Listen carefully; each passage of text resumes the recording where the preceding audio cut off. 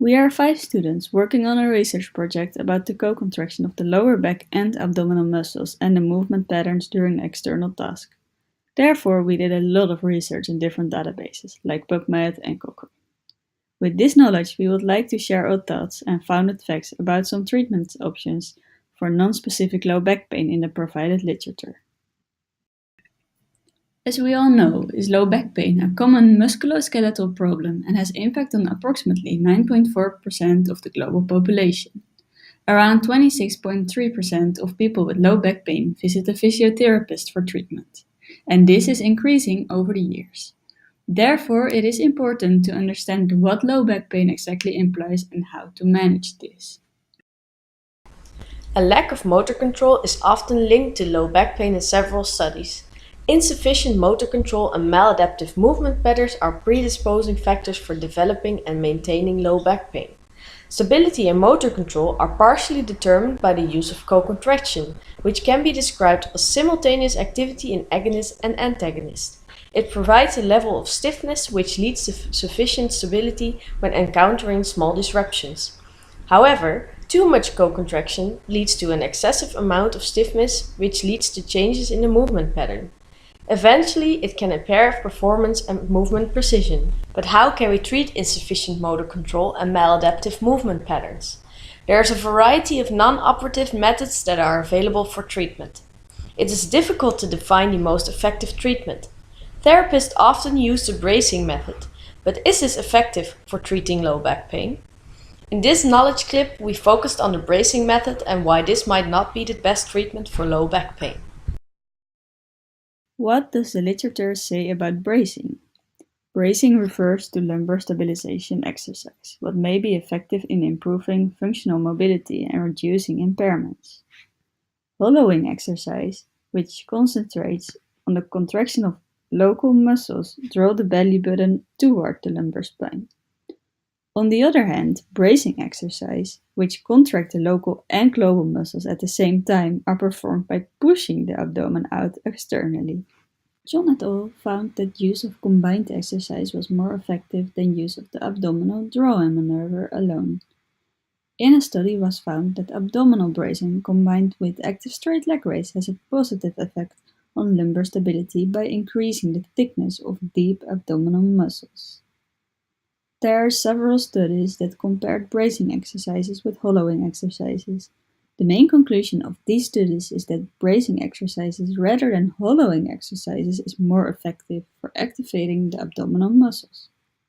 So bracing can be effective to increase the activity of the abdominal muscles, but there is less evidence for the effect on pain, patient self-reported outcome, and quality of life.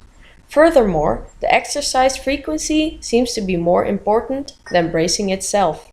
Bracing stimulates exercise and therefore leads to an effect. What can be the adverse effects of bracing? Although bracing and hollowing is used quite frequently and the research provides with some positive results, there are still some doubts about these techniques. When therapists tell the patients to brace their trunk, there is a chance to develop more stiffness in the lower back. Contrary to clinical belief, trunk stiffness is increased in recurrent low back pain, most likely due to augmented trunk muscle activity and changes in reflex control of trunk muscles. More stiffness can aid in the protection of spinal structures, but in long term, the changed trunk dynamics lead to less movement and less variability. This is demonstrated in the new theory of Hodges and Tucker on motor adaptation to pain. So in long term, the movement patterns change, and these changes in mechanical properties may be associated with recurrence of low back pain. Change in movement patterns when bracing is not only present in the low back. The research of Campbell, Kemp-Smith, O'Sullivan, and Straker showed that abdominal bracing reduces impact attenuation during landing. These altered biomechanics may have implications for lower limb and spinal injury risk during dynamic tasks.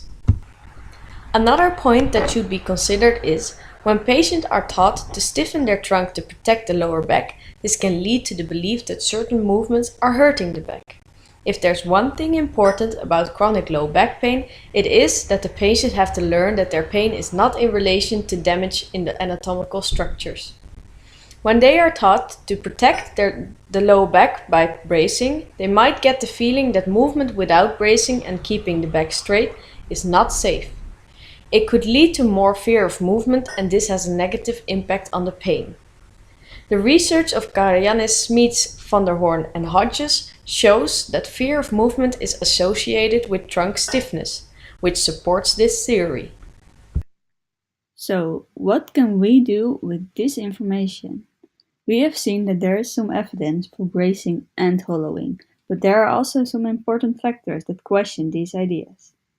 Further research about bracing, its relations to fear of movement, and the effect on variability and low back pain would contribute to the understanding of the mechanisms of low back pain and the frequently used methods to treat this. The model of Hodges can also be used to form a new training method. Further research is needed to validate these theories that are proposed. Overall, the patient will be your best guide. On a shared decision base, you can decide how you can help the patient with all the relevant evidence-based practice. It is important to stay critical towards all interventions and to monitor the effects.